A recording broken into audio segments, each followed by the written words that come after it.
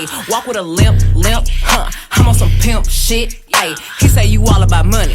Yeah, I'm on that cash shit. Hey, what's up? Your girl G here. How's my Juice Box crew doing, you guys?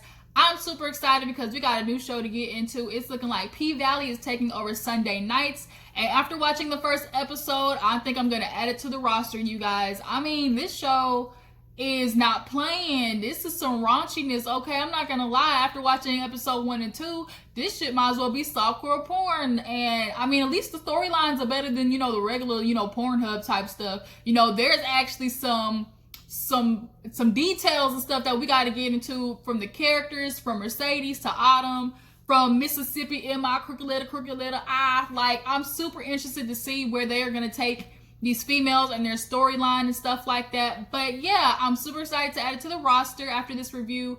You guys, if you feel like we should add it and, continue to talk about this show, drop down in the comments and let me know. And if there are any other shows that we should add, to the review list, y'all go ahead and drop down in the comments and put those down there as well.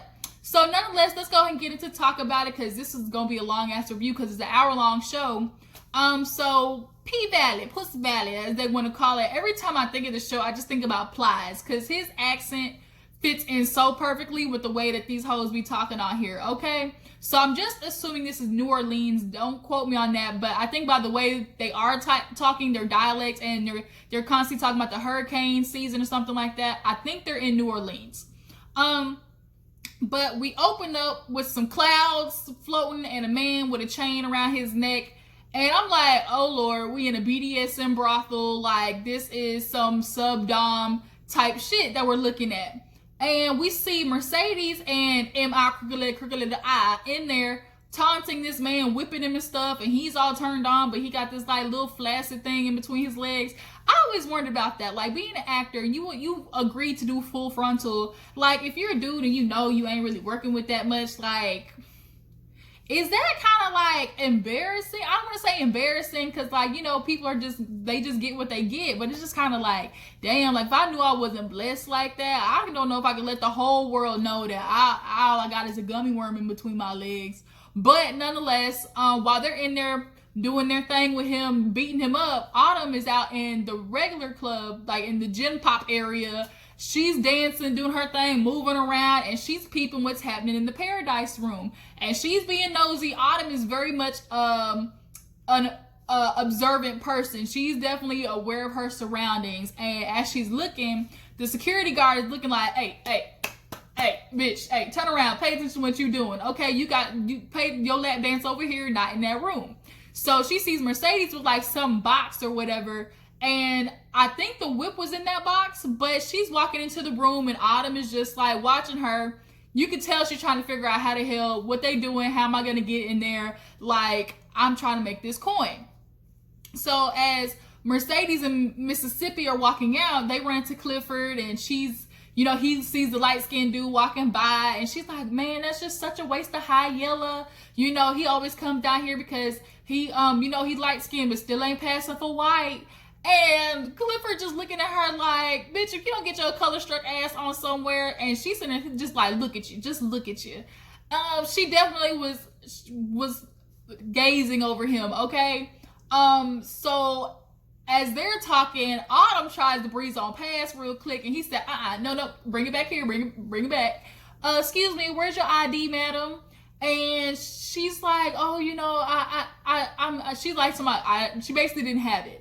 And he's like, no, we're not going to keep doing this. We don't do tax evasion over here. I don't care what it is. We have people here who with 2 strikes, so ain't nothing I ain't seen. And she was like, I never knew brothels needed to have papers. He was like, bitch, ain't no hoes up in here. You want to go out there and do whatever your legal services, but over here we're trying to keep this, straight. They're not trying to have the IRS or, the banks on their asses. Granted, they behind on money, but tax evasion, that's something you don't want to go to jail for. Like, they don't play about their money, the government. So when she says that, he's like, it ain't no hoes up over here. She's like, oh, really? That's not what I'm seeing. What Mercedes and Mississippi doing up in that room? I bet they ain't doing nothing, godly. He basically had to check her and be like, girl, you've been here for a hot second thinking you know everything. If you don't take your Summer Eve's ass on somewhere, when he said that, when he called her Summer's Eve, y'all, I about died. Because I was like, You ain't autumn night no more with that poetic shit, as they call it. Bitch, you summer's eve, and you want to keep talking. She walks around with this attitude like she's better than them, but bitch, you're dancing in the same club as them. Like, autumn, you need to pump the brakes. So she's trying to keep from getting him her ID because she knows she's stealing somebody's identity. So back in the little stripper locker room, it is stank up in there. Some stanky booty ass girl in there blowing it up. Them wings, I guess, is giving all the strippers gas, which comes on later in the episode. And they're just going around spraying. And Mercedes like, oh, I can't wait to get out this bitch. 2 more weeks, I'm out of here. I ain't got to deal with all this funky booty stuff in here. I always think about that. Like, strip clubs, I know got to have a certain smell because that's just a lot of titties and ass and sweat. Like, I know strip clubs can't really smell that great. I just can't imagine that they smell like, you know, summer's rain mixed with lavender, and you know. But Autumn walks in and all the girls basically side eye her. It doesn't help that she's, you know, light bright high yellow skin because most of the girls in there are darker complexion, and there's always that colorism battle, you know, which happens to, you know, come into play later on the episode. But she goes in there, gets changed, and we see she has a gun in her bag, but she's slopping down these little miniature, you know, cocktail refrigerator mini alcohol bottles because this bitch is a slush. Like, she cannot help but drink. She's an alcoholic, okay, simply put. But when she's drinking in the next stall, you see 2 bitches making out. I'm like, do nobody hear this going on? Like, y'all just don't let them get it on in the bathroom in the stripper locker room? Like, the freak? So, we see Clifford and his homie Big L struggling to keep up with the El Mexicanos, the essays outside the window. I guess they're running like a check cashing place, if I'm not mistaken, something with papers, because Clifford is trying to find any side hustle he can to earn the money for the club, to keep the club going. So Big L's like, man, what we gonna do? They open the refrigerator, it's like jars of white stuff. Turns out it's oxycodone. And they're waiting for the dude to come pick it up, but because the hurricane flooded the roads, he's like, oh, my dude is coming, you know, a couple of days later, he's taking the back roads. So Big L's like, man, hopefully he'll throw an extra stack on it for, you know, extra troubles and us putting up with it a lot longer, because, you know, how are we gonna pay for this? And he flips over the envelope and it's the past due bill. Clifford's like, didn't I tell you to get out my shit? Quit being nosy. He's like, man, somebody gotta open the mail. Like, what we gonna do? What we gonna do? He's like, man, don't worry about it, okay? We're gonna have this club going. We're gonna have money. Like, we got the car wash coming up soon. He's like, look, man, I'm a nigga with 2 strikes. I ain't got nowhere else to go. Like, half of us in here, this is our last stop. So can we hurry up and try to figure out a plan to get this going? Like, how we're gonna figure this out? So after that, we see Mercedes go on her run. She's running through the hood with her dog, which happened to be called Black and Mild. Like, I just can't. Black and Mild. But the babies, she's running through with her nice little lilac, pink or purple suit on or something. Everybody's saying hi. You know, you kind of see the area they're from is basically the piss poor part of the neighborhood, you know? And she's running, it comes to the stop, and you just kind of see her look at the corner of her eye, and there's a dude under the car, but we don't see who it is until he's like, hey girl, you know you see me. She's like, oh, what's up, Maine? I think that's what his name is Maine. And the dude comes out, and we know him. He's from Being Mary Jane, and that dude is fine, okay? I've seen him in, what's that girl? Is it LaToya's music video, like Back to Life? Yeah, I think it's called Back to Life, that music video. He's in there, but he's super duper fine, okay? He looked like he can do some certain things, make some females feel some certain ways, and Mercedes is looking to try and feel a certain way with him, cause she was giving him, you know, the do me eyes, for real. But nonetheless, he was like, man, you know, I see you and stuff. You got your last dance coming, and she looks down, and this nigga got an ankle monitor on, so she's like, how you gonna come? He's like, don't worry about that. I got a nigga working on it, okay? Somebody's gonna put this ankle bracelet on, but best believe I'm gonna be at the last dance. So she's like, okay, like I ain't gonna hold you to it. I'm only gonna, you know, I'm gonna see when I believe it when I see it, basically. And she kind of like walked away. She started tooting that booty up, walking away. He was looking all right, like, yeah, oh, I can't wait to tear that ass up. That's why he was looking at her. Look like she gonna be calling him Zaddy after this. Look, he look like he gonna ruin somebody's credit, okay? You have a 700 credit score. He gonna take that shit down to 520 in 2 weeks, okay? But yeah, after she's running, she makes it home, and her mama is blowing up her phone. I think her mama's name is Patrice or something like that. Patrice. And she's ignoring it because she knows it's all her mommy. Her mom is just trying to get her booty changed, as she wanted to call it. So she's at the church and she's leaving her voicemail talking about, girl, I know you blowing my calls up. You know, you got this money, you better bring your ties here. And somebody walks in and is like, girl, it's your turn to practice. And she went from hood to holy in 2 seconds. Okay, I'm coming, you know. And so she puts the phone down as she's getting up to go out there and practice. Mr. Pastor comes in with his slick slide self, coming in talking about, you know, where your daughter's money at. You need to start asking for some more tithes. And she's like, girl, you know, she already paid us. You know, I can start doing more shelter stuff. He's like, no, we're not doing that. You know, you need to get on and tell them, you know, to bring that money in so we can get this loan. And I'm confused at how this loan situation is supposed to work. Like, she's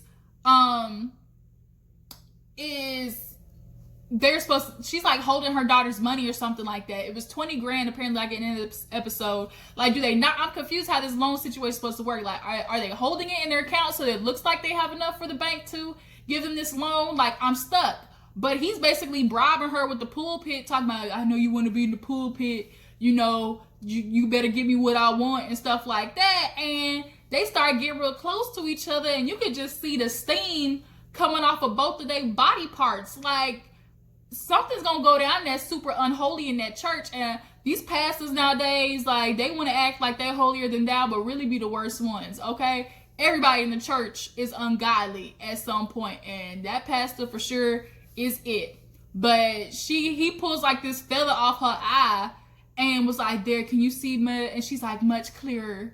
And he walks away. I was like, ugh, like, I don't like her mama at all. She's one of the people who feel like she can do dirt because there's a purpose behind it. Like, she feels like she can basically justify all her bad behavior. So she goes out and leaves to go do her little practicing in the pulpit or whatever. So Clifford is stressed out, y'all. He's trying to deal with that money. So he walks out to his car for a smoke break.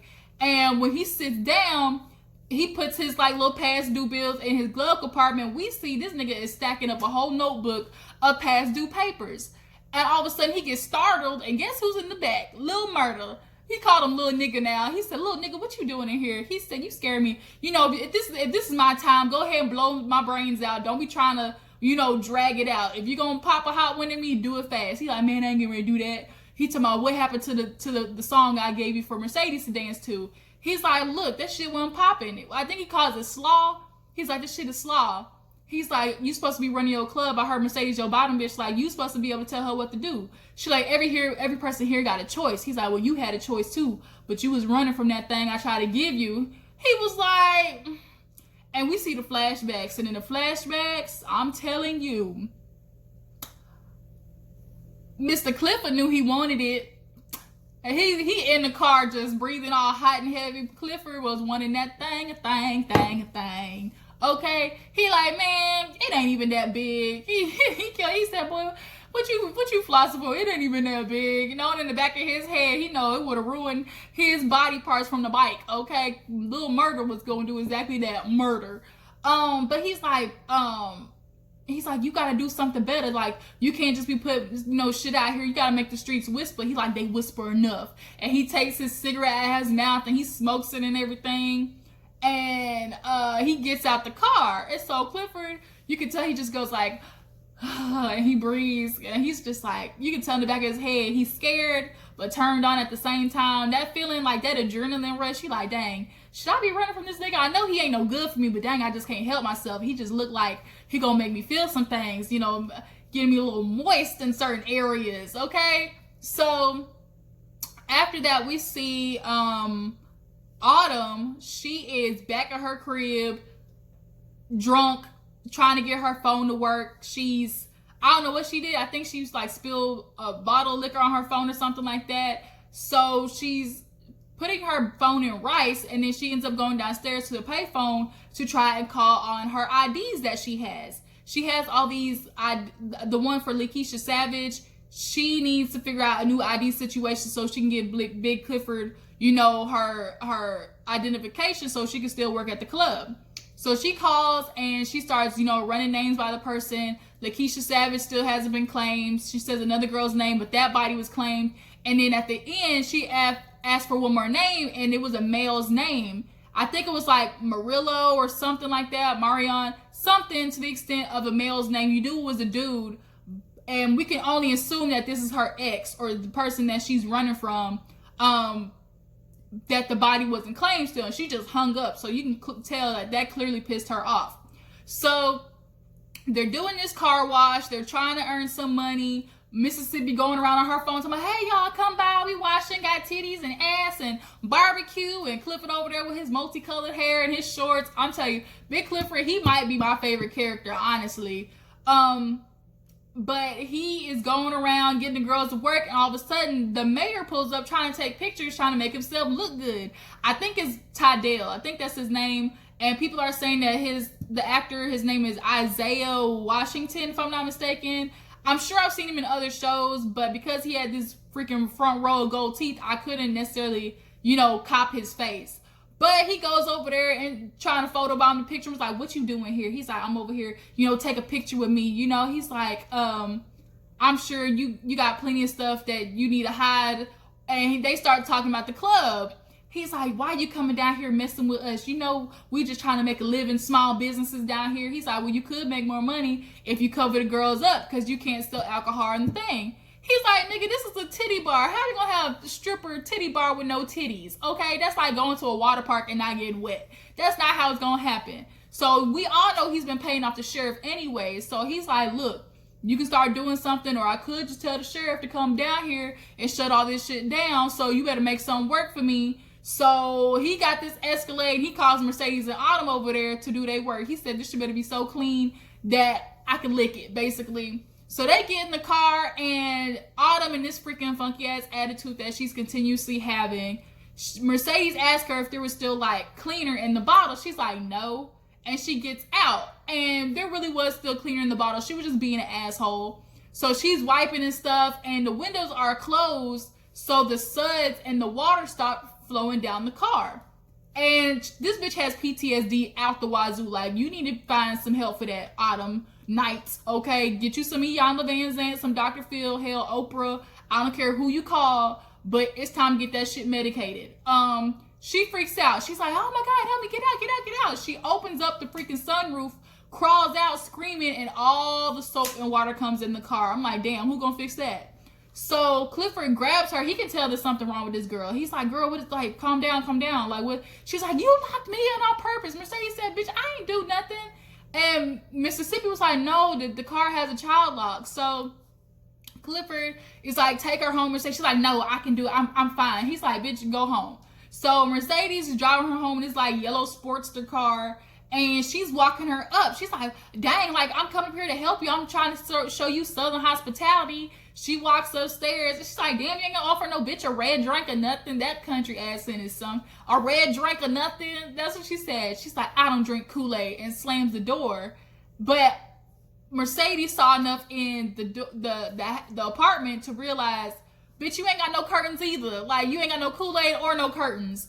So she is definitely trying to peep more of who Autumn is. Everybody is. She just gives off this hard facade, but clearly she's super weak on the inside.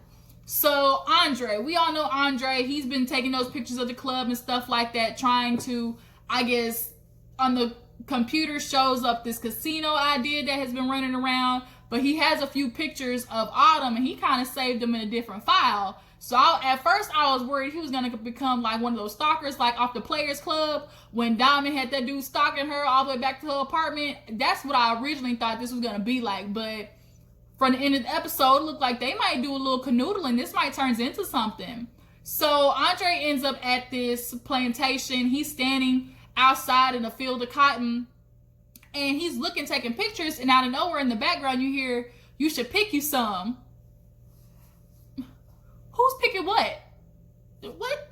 And you turn around, it's two white boys on the porch. So immediately, Andre's looking like, what do you mean? He's like, people come here for souvenirs. Like, you should pick you some cotton. And like, nigga, I'm highly offended. Like, do you not remember my people was out here doing this? How dare you tell a black person to pick some cotton as a souvenir? Like, nigga, you deserve to get punched for that shit.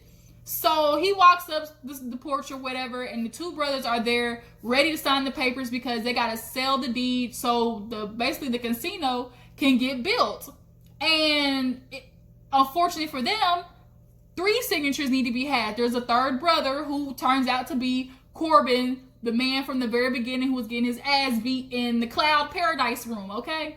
So he's like, one of the brothers like, somebody needs to talk to him because I can't do it. He's like, here we go again, brother from another mother. You can tell that they do not like his ass. He basically was inbred into this family because dad did what most white men do, which is fuck around with the maid. The dude's mother turns out to be one of the maids for the family. So Andre's like, look, let me talk to him. Where can I find him? And he points to the poster talking about he gonna be there. He's always over there blowing daddy's money. Turns out it's Pussy Valley. Okay, Sweet Pussy Saturday. That's where he was at, okay? So Andre ends up going to the club and trying to, convince Corbin that he can make a lot of money. He's selling, I think it was $6 million up front. The brothers were mad, like, how can you turn away $6 million? But Corbin has another idea in his mind. He feels like they should lease the land because now it's just not one big lump sum. It is continuous payment. And I'm not gonna lie, that's kind of a smart idea. And as they're talking, Autumn comes to the bar. She's like drinking, of course. Mercedes said, no, get this bitch some Aquafina, some water. And the girl always is doing this test with Autumn. Some of the new girls, they kind of tell them, okay, what dude is in here right now to make much money? Or, who right now do you think is the baller? And so she kind of gives Autumn the test of, okay, which dude is in here, that is the money maker. So she turns and looks and was like, oh, him with the Armani suit. And it happened to be Corbin and Andre in the room talking. Well, Mercedes and her little smart, sarcastic ass was like, no, one man is here to spend money. 2 men is here to make money. And which is true. That's basically what was happening. But Autumn, because it is Andre, was determined to get her little high yellow ass in there. So she walks in there and was like, ooh, she's like, Andre, what you doing here? And the dude, Corbin, was like, Andre, I thought you said you never been here before. He's like, I haven't. He's like, well, you sound like a regular to me. So she walks in, starts moving and shaking and, giving him the moves. And out of nowhere, here comes Mercedes ass, jealous as hell, walk in, steps in front of Autumn Night and was like, hey, what you doing, big boy? I'm here. If I know your name, Andre, I can figure out what else you want. So she leans in and was like, you want dark liquor or light liquor? And he was tempted by Mercedes, but he kind of did one of these, looked around her, was like, I think I'm feeling light tonight. And she was salty. Okay, she was hella salty. She was like, some men can't handle the dark liquor. So of course Autumn is in there dancing, doing her little grind and body part moves, and she's ear hustling like a mug, and they're talking about the business. And Corbin is like, no, I'm not doing this because I'm old. I've always had this family name and couldn't get the benefits of it, and I'm treated exactly what it is, which is basically a maid's son. He's mixed, okay? Like Funky Dineva said, he black like this, not like this. All right, shout out to Funky Dineva. So he can't go around in the world and do the things that the 2 white brothers can. Granted, he's light skinned as fuck. Like, it's just, there's no comparison. Like Mississippi said, all that light bright and still can't pass for white. So he's trying to convince him, come on, Andre, we can do this together. I know you think you're old, Andre. And Andre's like, yeah, I know the feeling. So he's like, man, we kinfolk. And Andre kind of looked at him like, what? We might be skinfolk, but we ain't kinfolk. And you can tell definitely Corbin has this battle of trying to teeter the lines of, am I black? Am I white? Because I'm black. I have black in me, but I'm also light enough to be a part of this white crew, but neither wants to accept me. So, Autumn, like I said, in the meantime, is ear hustling. She's absorbing all this information with her nosy ass. And so they, at the meantime, too, are getting high as fuck because earlier when Mercedes and Mississippi were walking in, the cook left. The cook was leaving the damn club. He like, I need to get paid, and he was asking for a raise, and he couldn't do it. So Mercedes was walking in too, talking a whole lot of hella shit about Autumn. She was making sure everybody in the club knew that Autumn wasn't shit, basically. Tell her, man, that bitch ain't had no curtains. All had newspaper up on her window. But Clifford was out there stressing because they had no cook. And he's like, oh my God, what am I gonna do? Then I got this damn club. He's like, oh my God, who's gonna help me out? And Mercedes had to remind him, look, rule 24.5, suck it up, no tears in the club. He's like, you know what, bitch, you right. So he goes in the back and Big L, and they're trying to cook up lemon pepper wings, everything. And guess who slides in the kitchen again? Lil Murda, okay, little nigga. Like, he said, little nigga, you stalking me? And he said, man, here, listen to this song. So it's the music, and he's like, it's better, you know, your lyrics is better, but I need the bass. Where the stuff that bitch is gonna be twerking to? Where that bounce at? Basically, you need a lot of bass for that strip club music, okay? A bass and a good upbeat tempo. So he's like, you gonna have to, you know, be strong skinned. You gonna have to accept criticism. He's like, well, you know what? For criticism, you need some too. This club ain't got no hookah, ain't got no money gun, and the wings out here giving bitches gas. Your stripper farted on my nigga lap, you know, just last night.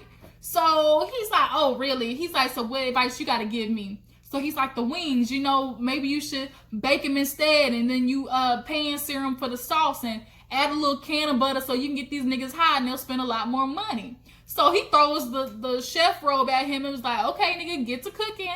And we see nice little stuff. It was so sweet watching them two cook in the kitchen. You could just tell they was gonna have a moment. Had Big L not been in there, they might have tore that shit up, okay? Somebody was gonna get put on top of that counter.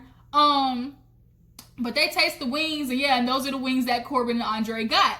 So he's like, oh my God, like I'm feeling something, everything's moving in slow motion. So he hands him this stack trying to bribe him and was like, look, okay, the mayor has done much more for a lot less. And Andre's offended, like, no, you can't buy me, like I'm not doing this. So he's like, basically think about it, like just think about it. And he hands Autumn the money, basically trying to be like, okay, can you shake your titties in front of my man so you can convince him to get along with this deal? Because Corbin is definitely determined to go against the grain of all that resentment of being basically the bastard child of the plantation daddy's family.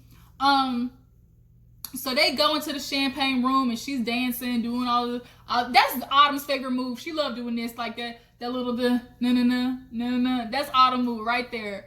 But she's going up on him. He's like, no, go sit over there. And she sits down and he's talking to her, calls her Haley. She's like, you know what? I should have never told you that. He's like, my bad. Let's just start over. So she gets up in front of him, dances him again. He sees the scar. He's like, did it hurt? She was like, no. And then he opens his shirt and he has a scar in his chest.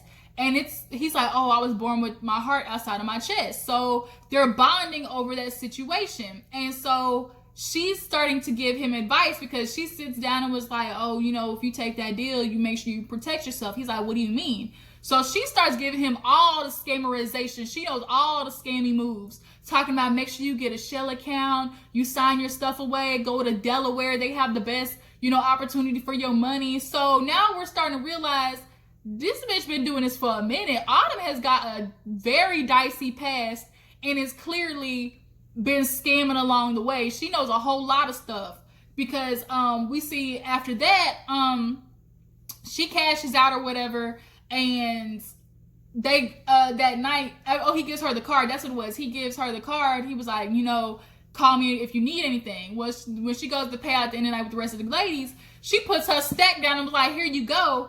And Mercedes clearly was jealous and was like, oh, what you have to do to get that money? What, you threw your pussy at him or something? Like, she's like, no, I didn't do that. You wasn't to talk. Mercedes like, I ain't never had to drop my morals to make no money up in this bitch. I was like, ooh.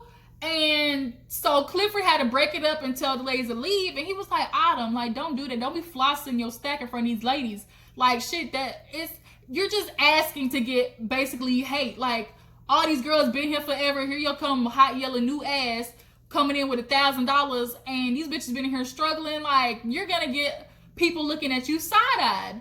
So he's like, give me your ID, and she hands him the Lakeisha Savage ID. And he's like, oh, you a Scorpio. He's like, what you want in your cake? She's like, oh, chocolate. He's like, bitch, I ain't never heard of no Scorpio in May. So he caught her in a lie. So he's like, see, this is why we can't trust you. You probably lying about how you make that stack. She's like, And she basically reassures him that, oh, you know, Andre just was offended because that Corbin dude tried to offer him money for the casino. And dude was like, casino? And she's like, yeah, you know, they're building a casino. How'd you not know about that? Here's this card. And he looks at the card. He was like, no. He said, I don't need the card when I got you. He's like, use them lips you got and figure out what you're going to do to get some OT. Cause bitch over here is thirsty. He did that heel click, man. I hollered. He said, a bitch over here needs some tea cause I'm thirsty. Click, click. So she ends up leaving. And then later on that night, we see a little scene where Mercedes has like the little dance room for her girls, and they definitely need it because the men was driving by heckling the ladies. And she gets home, and her mom is sitting outside the goddamn porch waiting for her to pull up. She's like, I know you've been ignoring me all day. Where the money at? Where the tithes that you owe me? She gets up there, and you can tell Mercedes been tired of her mom. And she said, look, I done gave you my money. I did my part. I want my 20 G's by next week. Oh, well, now you want your little booty change, your little coin? She said, yes, I want all of my coin. All 20 grand. And the mom sitting there puffing on that damn vape, Miss Patricia, Patty, whatever her name is. You could tell in the back of her head, she like, oh, damn. I don't think she gave all that money to the pastor of that church. Clearly, something else was done with that money. So towards the end, we see Andre talking on the phone with his woman, and Autumn calls in her little broke down apartment because she finally got her phone to work. Actually ends up transferring $9,000 out of damn laundromat to the Lakeisha Savage account. So that's another thing too. Where did this $9,000 come from? Like, shit, you got some secrets and some explaining to do. There's a lot of questions and not enough answers about this bitch Autumn, okay? And she be running around like her shit don't stink, and you clearly might as well be the whole porta potty, okay, Autumn? But she calls him in the midst of him talking to his woman. So he lies to her like, oh, you know, this Billy, I've been trying to reach him all the way in Bora, like, let me handle business. She's like, okay, babe, you go, you know, you finally hurry up and get it done. So she calls, she's like, oh, is Andre there? He's like, yeah, it's Haley. So he knew it was her. And she's like, what you doing? Or hey, like, oh, or can I talk to you? Like, is it too late? He's like, no, it's never too late. And all of a sudden we just hear her moaning. And like, he like, are you okay? And then he kind of picks up, oh, this is what we doing. So he goes over to the window, and she's like, where your hands at? He's like, where are your hands at? And so, y'all, this scene, bitch, you don't even smoke cigarettes, and after that scene, you probably had to go outside for a smoke, because I'm sitting there watching it like, this is not the scene to, don't be watching with nobody else. Don't have no nigga with you in that bed, because it'll have you start doing some wrong things to some people. So they basically have phone sex. He tried to get her on FaceTime, but she can't do FaceTime because she live in this roach infested motel, and she can't show him that she's staying on the air mattress. So she's like, use your imagination. And so you kind of see how they played it, you know, her like on top of him to my go faster, no go slower. He turned on, basically did a skeet all over the bed, and she hangs up on him. She basically did a one and done over the phone. She did, like, how you gonna fuck me and leave through the phone? Like, how do people do that? Like, I was so confused, but he just sitting there laying there. I mean, are we gonna sit there and ignore the fact that he walked over to the bed butt ass naked and was just ding, like all that thing swinging between his legs? He got that. But after that, they basically hang up on the phone each other after they got off on each other. And at the end of the episode, we see Clifford get in the car and open the visor, and a CD falls out. He like, little nigga, I ain't this old. And the episode ends, y'all. This is going to be a really good show. I'm super excited to see how this plays out. Autumn, that bitch got an attitude like nobody's business, and it needs to be checked. And I'm sure somebody's going to do that eventually. Her little PTSD, whoever she's running from, we're going to hopefully find that out soon. This is definitely going to be a new breakout show, because people love that little raunchiness, because we all need that little break from reality, and this definitely is one of those shows, okay? So who are y'all favorite characters so far? Are you vibing with Mercedes, Clifford, Big L, Lil Murda? I like Lil Murda because he's talking about he be murdering that thing, little nigga as they call it. And I'm trying to see how Maine is going to get to Mercedes' last dance, because he look like he can do some damage too from the bike. I want to see that.